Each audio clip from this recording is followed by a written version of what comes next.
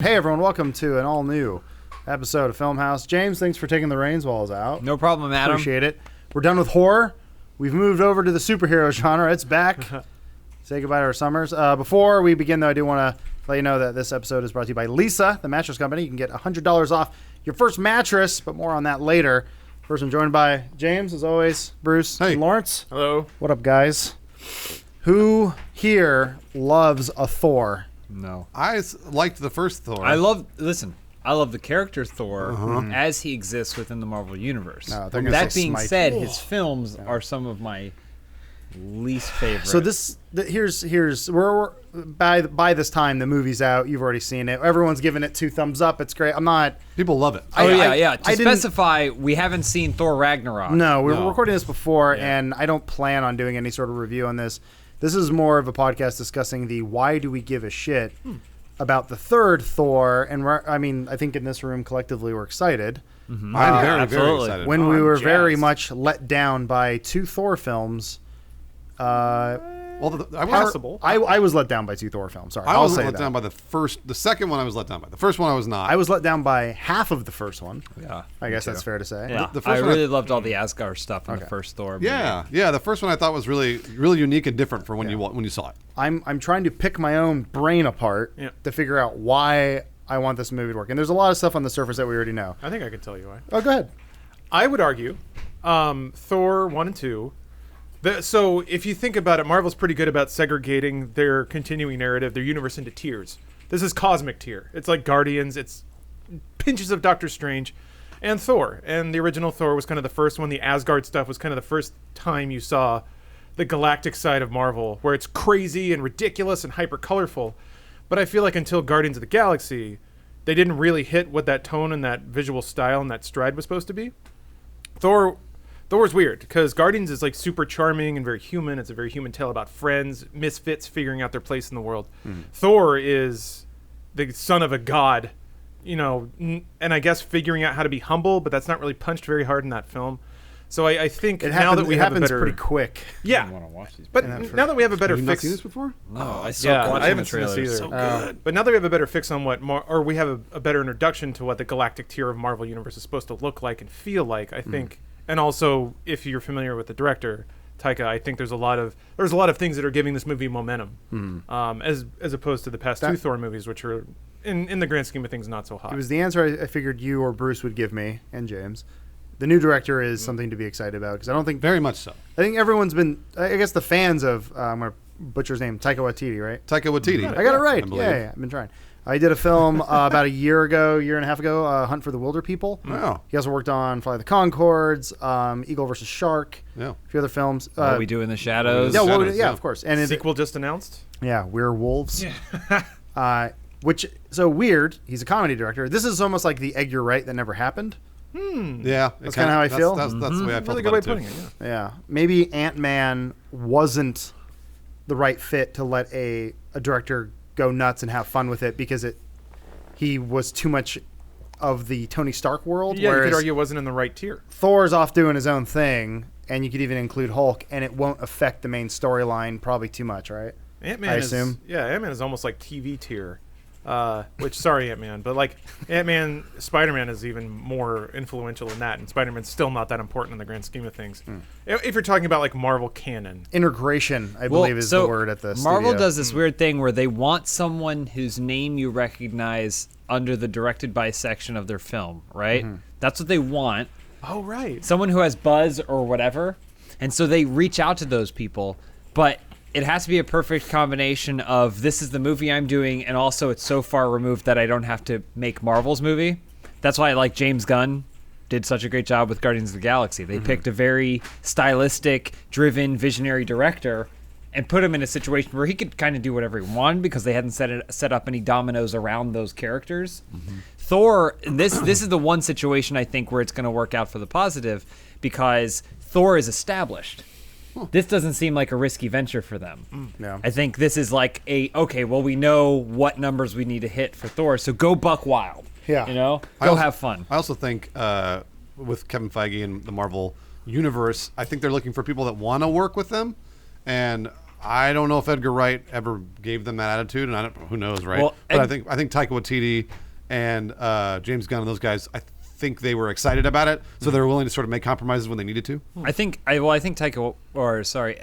Wright always just wanted to make Ant-Man.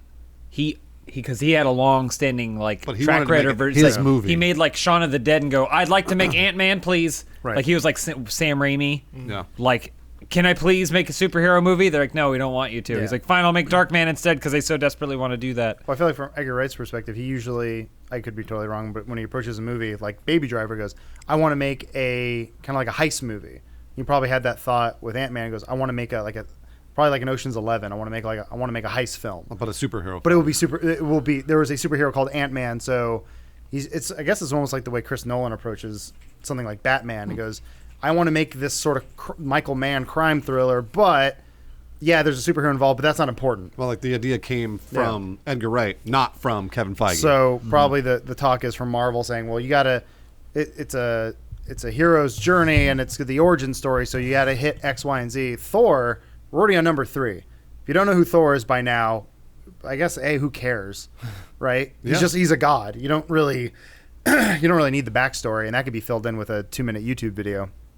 So they're probably just saying, what do we have to lose? That's my guess. I mean, I bet that there's going to be a lot of Infinity Gauntlet stuff in this movie. There is. They've already said that this is like a major film that plays into Infinity War. So I don't think that it's just going to be a, balls to the wall kind of thing. But I think in terms of style and tone, that's probably where they're most lenient. Yeah. And that's what I'm excited about. Well, just in terms of grand structure too, this movie, it's essentially like a buddy road movie. Mm-hmm. At least the trailers seem to imply that. It's Thor and Hulk palling around the galaxy. And that's a great pairing just in terms of character archetype. The stoic, serious one, the nebbish one that also like blows up and goes crazy. That used to be, there was a cotton industry on planes, trains, automobiles, all kinds of films that are not occurring to me right now. But yeah, just pair up two dudes and set them on the road. So that's the thing, though, right? This is new, or even for the superhero franchise, because when they announce all these Marvel movies, like, you're getting a Captain America movie, you're getting a Thor movie, you're getting a Iron Man movie, and you kind of roll your eyes at a few of those. You're like, okay, it feels like homework. I got to get through this and this.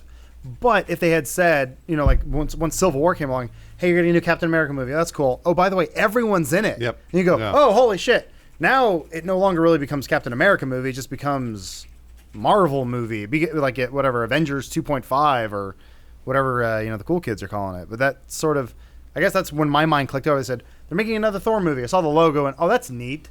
They're going for this 80s setting, and Hulk's in it, and they're doing a Planet Hulk sort of nod. And I'm like, oh wow. Mm-hmm. Now I love this. Lawrence and I were talking about this at lunch. We're like, Kevin Feige and all the guys that have been doing the MCU for this long have been churning out like pretty good movies.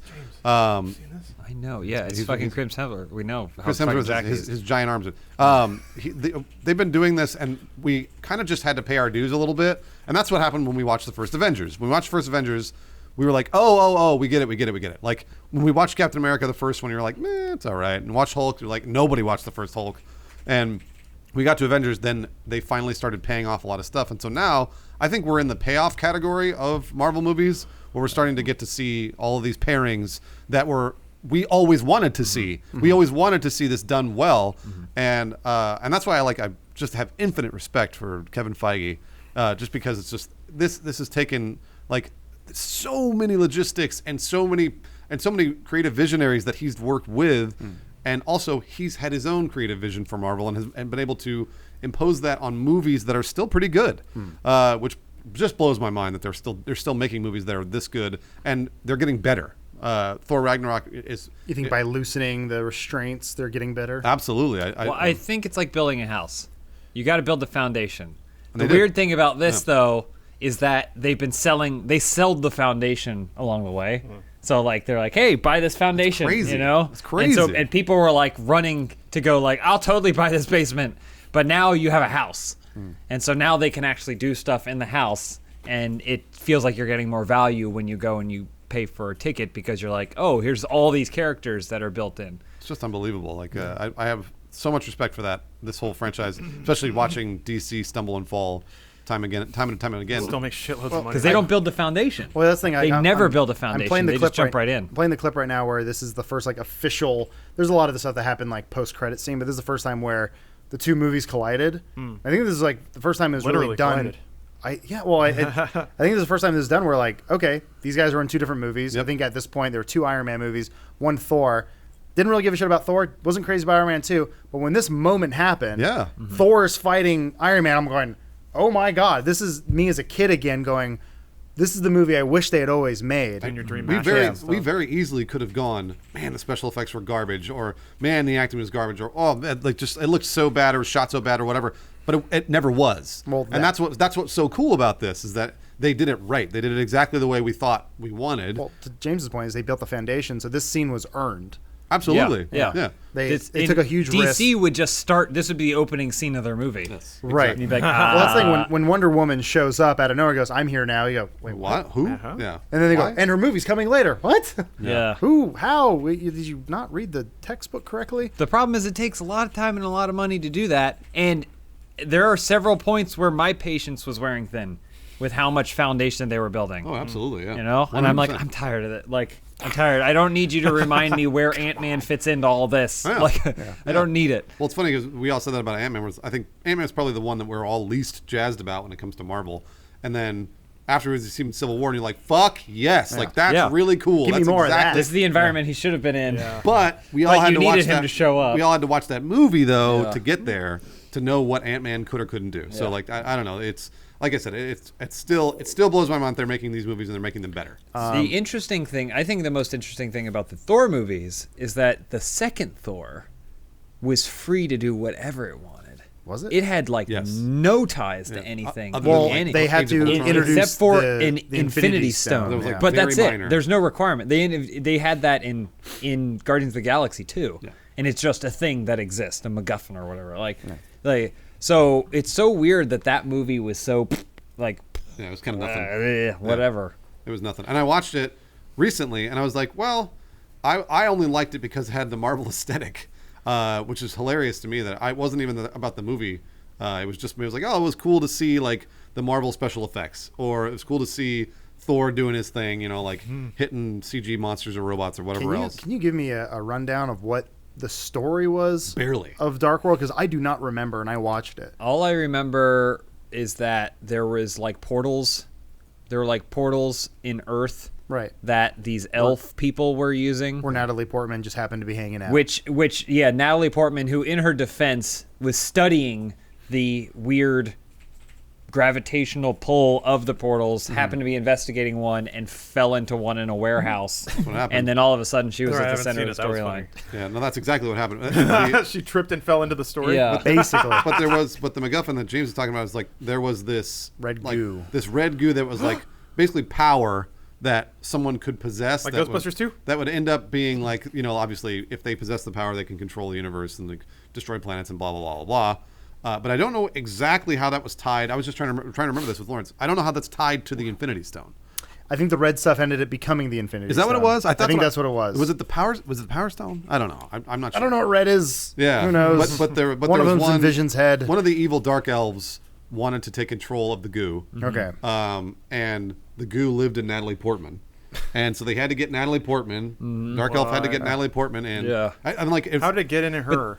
it just like went into her. Okay. Because of the portal that James explained. All right. Yeah. It was very. This is why it wasn't good though, because Right. it was like too convenient. What? You could have done anything you wanted. Why are you hamstringing it this way? Yeah. It was weird. Yeah, it was very strange. And then there was like weird points where they just transformed into weird planet landscape. He like broke out Loki, and then Loki was fought good, together, and yeah. Loki was bad, and Loki was good, and then Loki was bad. Yeah, he did the twist where he's like, "I'm a hologram, not a hologram. You're a hologram." That he Loki, doesn't have a lot. The Loki thing was the one thing I thought was a good turn, because you good expected shot. Loki to be bad, and he wasn't. He ended up being good because he wanted to be with his brother, which I was like, oh, okay, all right, sure. Well, except he was bad. But then he was good again. So Every- like, But then he was every- bad at the end oh yeah, that's right. He was bad at because the he killed Odin. It's the Vegeta thing. Oh, that's which, right. which, by the way, they haven't really addressed in any other movies, as far as I can tell. I think that is. So, from my understanding, that is actually a plot point I do remember. Maybe it's going to be like a Snape thing. Well, Well, no, like justified in some stupid way that they'll come up with in Ragnarok. No, I think Loki's just bad. I think Captain Loki America right now more is worthy of pretending to be Mjolnir Odin. Than Oh. Hulk. That is the. Oh, he's trickster. 100%. I got it. Okay. That's where we're coming into. That's probably how and why what's his face Thor gets all betrayed and stuff because he's in Asgard and he's like, oh, by the way, Odin's been dead this whole long. It's Loki instead. Tricked you. Well, that's the title of the film, right? Tricked you. Ragnarok is supposed to be the end of the world. It's the showdown between Asgard and Yeah, it's a whole Midgard? comic series. Midgard? It's They also did. the name of Thor's robot clone. Right. Yeah. That's true. Well, we'll get into that in a sec. I actually More, have some Marvel Puzzle Quest lore for you. Well, no, it's actually That's from video. Civil War. I mean, but I wouldn't. no, exactly. Puzzle Quest has given us so much. Yeah. I Mr. wouldn't know. Fantastic creates them, right? Speaking of giving us so much, this episode is brought to you by our fine sponsor, Lisa. Here's a quick message from them, and we'll be right back. Hey guys, just want to remind you that this episode of Filmhouse is brought to you by Lisa Mattress. Whether you're upgrading your home or health or your state of mind, there's one surprising item that belongs on your shopping list. Yep, your mattress. With over 10,000 five-star reviews, the Lisa Mattress is in a league of its own when it comes to combining quality, innovation, and making a difference. Why, you might ask? Well, first, it's 100% American made. It adapts to all body shape, sizes, and sleeping styles, and it has a universal adaptive feel. That is a trademark, yo. And there's 3 premium foam layers. That means you sleep good. Now, one of the best parts is the ordering. You can avoid all those awkward showrooms by ordering online and having the mattress shipped to your door for free. Lisa has a 100-night trial that lets you sleep in your bed for over 3 months to decide if it is the right fit for you. If for some reason the mattress is not for you, they will very easily arrange your refund and a mattress pickup. Also worth noting, for every 10 mattresses sold, 1 is donated to a nonprofit organization that serves homeless and or at-risk adults. And for every 1 mattress sold, Lisa plants a tree. They're trying to save the earth, people. And lastly, let's talk about the price. Luxury does not come cheap, but when it comes to a good night's sleep, luxury is something you deserve. Lisa mattresses compare with brands that cost thousands more, but because they can cut out unnecessary extra costs, Lisa's prices start at just $525. Plus, if you go to www.lisa.com/filmhouse and enter the promo code FILMHOUSE, that's FILMHAUS, you will get an extra $100 off. So please do yourself a favor and sleep better with Lisa. Do it. Anyway, back to the show. Hey, and welcome back. Thank you, Lisa, for your fine sponsorship. I did want to give you guys a little bit of history of Thor. I did some digging. Like On Marvel Thor Wikipedia. or real Thor? All right. Comic book Thor. Comic Thor, book Thor, okay. okay. So he debuted in 1962. He's not that old of a character, but in comic book form, it was He in debuted in was that? Viking. Yeah. Viking 1000 Campfire. the 1000 comic AD book or- version, the one that Marvel technically owns. Okay. Did Thor herald the introduction of Norse mythology being canon in Marvel? Was Pretty was much, like his yes. introduction? Yeah, it was Okay. Journey into Mystery, number 83, which was created by Stan Lee, scripter Larry Lieber, and penciler plotter Jack Kirby. So you probably know those names. Yeah, a different version of the mythological Thor has appeared previously, and that was in Venus number 1213. That was in 1951. So there's actually another Thor, a shittier Thor, that came out, but the Thor we know today actually came from 1962. I thought that was interesting. That's like when, in 50 years, people were talking about Adventures of Babysitting Thor. And I go, there was a shitty Thor in that. which but is then played later, by Vincent D'Onofrio, Vincent Vincent D'Onofrio. D'Onofrio, really? who now plays Kingpin in the MCU. Perfect. It all comes together. Sounds like IMDb trivia. Well, I bet it's in there. Exactly what it is. I dare you to go to the Adventures of Babysitting IMDb Oh trivia. yeah, that guy. Skarsgård. That's what- Skarsgård. That's the father of the Skarsgård. He's good and then bad. And then You can never tell. Skarsgård. This was an interesting thing. In 2002, they were describing the genesis of Thor, and they basically said they created him because they needed someone to fight Hulk. That's about They said right. Hulk was too powerful. That makes sense. They said who would be more powerful than Hulk? A god. A god. Which is That's kind why of they have dumb characters like Hercules and stuff in comics too. well, it's weird though because both Marvel and DC have those characters, but Thor was actually successfully trademarked. Well, it's They own Thor. they own a version of Thor, the Mighty Thor. Oh, yeah. Yeah, Ooh. they did. They actually got a successful copyright for the Mighty Thor. Got it. So it's pretty interesting. But yeah, that's it for Thor. But his very first film appearance was in the film Thor, the first one. I forget if it had a surname or It was whatever. Pretty much just Thor. But his first actual But on-screen debut was from the Hulk television series, I believe. where this is the original Hulk versus Bruce Banner. We are currently watching a video. And a little bit of trivia I just made up. It appears that his helmet that he's wearing in this... Does that have the hair inside the helmet? Well, Like no. it's I think the helmet he's wearing this is actually inspired the new Thor Ragnarok. He's got I the can cool see little that. helmet with the wings on the side. I don't think it is. You did that. You did Yeah, that. You made just that. made that up. I figured it out. So the origins of Thor speak to, like you were saying, it's like Hulk is too strong. Let's magic something up. It's something that happens in comic books and basically any running narrative is the issue of escalation, like Dragon Ball. I've brought this up before. What I'm concerned about now that we're starting to get into the payoff era of Marvel film is now that they're paying off all the homework that you put in, then it's escalation. Then it's Infinity War. What happens after that? Does it continue escalating? Does it restart? Well, that's why I think they you reboot. That's why they are planning the reboot with new characters whose power levels are unclear, like Black Panther or Captain Marvel and stuff like that. Just reading an article the other day that was saying Kevin Feige was like, we're not doing the same scale after Infinity War. Like Infinity War is the end of this whole thing, and then at that point it's going to be a way more down to earth, like drilled Really? down into they didn't yeah. want it to become this huge giant thing like they did with Infinity War. It's best. Nah, they got to Sort of. downscale. I agree. Well, they're going to kill off You can Tony only do that Stark. trick so many times. It It can't always what's be the- world-ending fights. But the other trick is like, oh, let's get really in deep on this character, which they never do well. So like, I yeah, know. you're right. Well, they've done it smart, though, because they teased Thanos in 2012.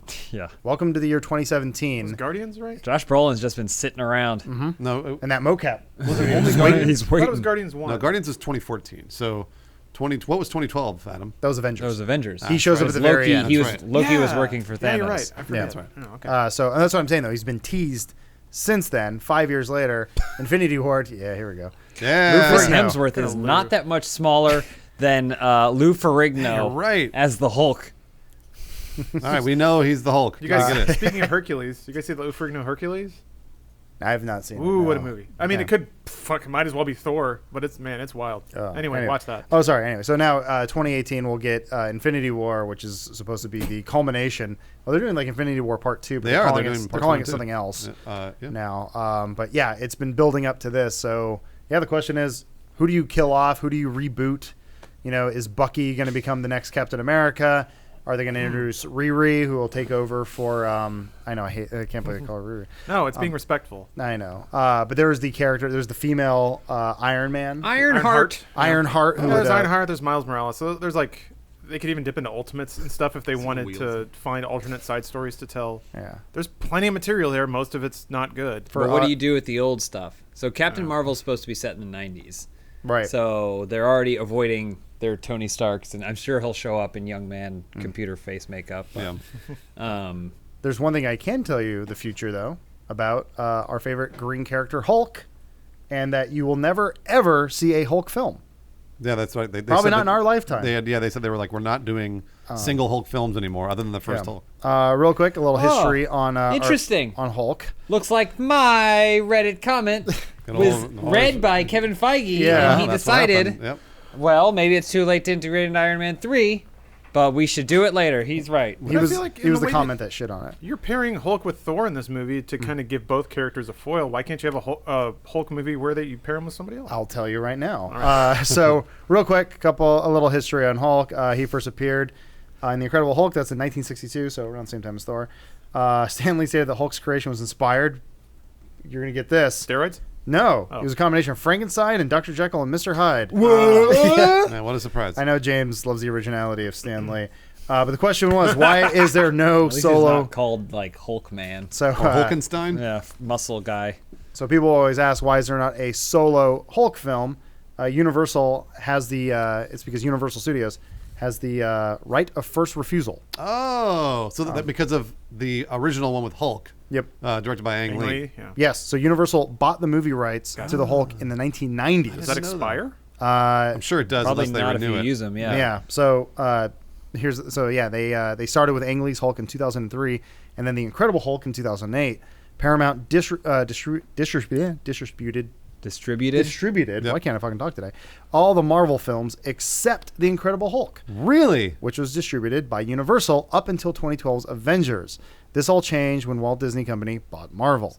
So with Disney overseeing Marvel, the Hulk fell into a gray financial area. If Marvel were to make a Hulk movie, Universal would have to be approached first Yep. for distribution, Yep. meaning Disney would essentially be loaning out an IP for a rival company to make money off of it. Yeah. This is the information I found online. So Good. Well, that worked out perfectly. Well, here's the- honestly, Interesting. if there's It's- ever a it's- character, it's Yeah. pretty much identical to the Spider-Man thing with Sony. Yeah. These were all deals that were made prior to Marvel being purchased by Disney. yeah, So Marvel had made all these deals prior to the Spider-Man film because they were about to go out of business. Yeah. Right. They were hemorrhaging money, and they said, okay, we're going to license out our characters to certain studios. Fox got X-Men and certain X-Men characters like Deadpool. Sony got Spider-Man. Sony got the Spider-Man and the divorce, and then Universal got Hulk. yes, they got So how Hulk. come there's no Hulk ride at Universal Studios? There is. There absolutely is. Whoops. 100%. I guess that'll make sense. Shoot then. you out Well, of the tube. in Florida. Yeah. Yeah. Okay. Well, I went on it. It's really fun. that's the transformation. So yeah, they keep anytime you ask Kevin Feige or anyone like, "Hey, when's the Hulk movie going to come?" They keep saying, "Ask Universal." Yeah, Yeah. they have right of first refusal, which means that if Kevin Feige and Marvel pitch a movie to them, then Universal has to say yes or no, and if they say no, they can't make the movie. So, which is, I mean, like that's the way entertainment works, and that's the way it works in a lot of different industries too. So It's really kind of fascinating that Marvel went from almost not existing to then finding a way to stay afloat, then being purchased, and now having this headache of not being able to combine all their properties under one roof. well, Sony was able to, or I guess they were able to strike a deal with Sony for Spider-Man. Because Sony failed 3 times in a row.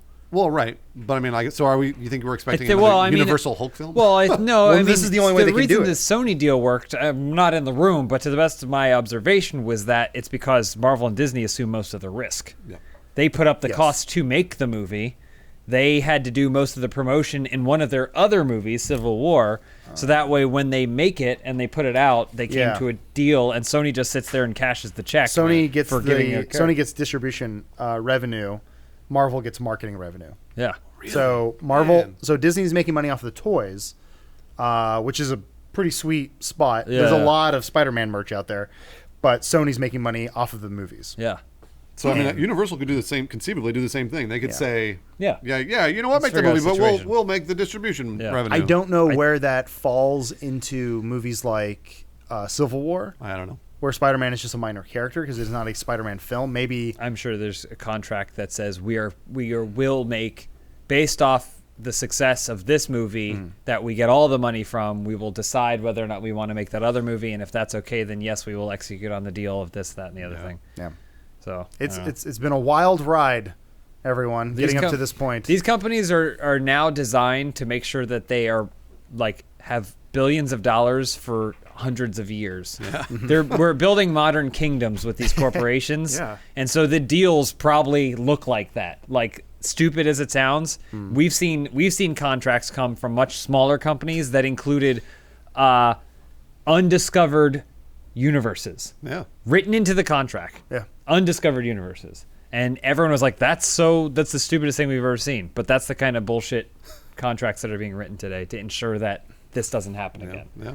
It's So just all so we can have a Whoa. Asgardian god fight with a giant green man.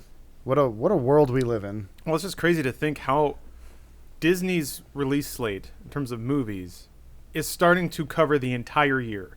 Because they have Marvel, they've got Star Wars, they have side movies for all those properties. They have Pixar. Pixar. Yeah. So it's like And they have their own 3D animation studio in-house. it's going to get to the point where every other month is a tentpole release from something. And it's like the big one comes out on holiday. Like, I'm surprised Thor got this slot because obviously Well, Star Wars. Last Jedi is We got Star Wars, holiday. yeah, December. I guess my question is, when do you stop getting excited about this stuff? Well, when do they you stop making caring? bad movies. Like right now the movies are good. So What do you mean when they start making bad movies? sorry, when they start making bad movies, because right now they're all good. They're all like everything's fine. well, and again, they keep getting this fresh crop of young talent involved.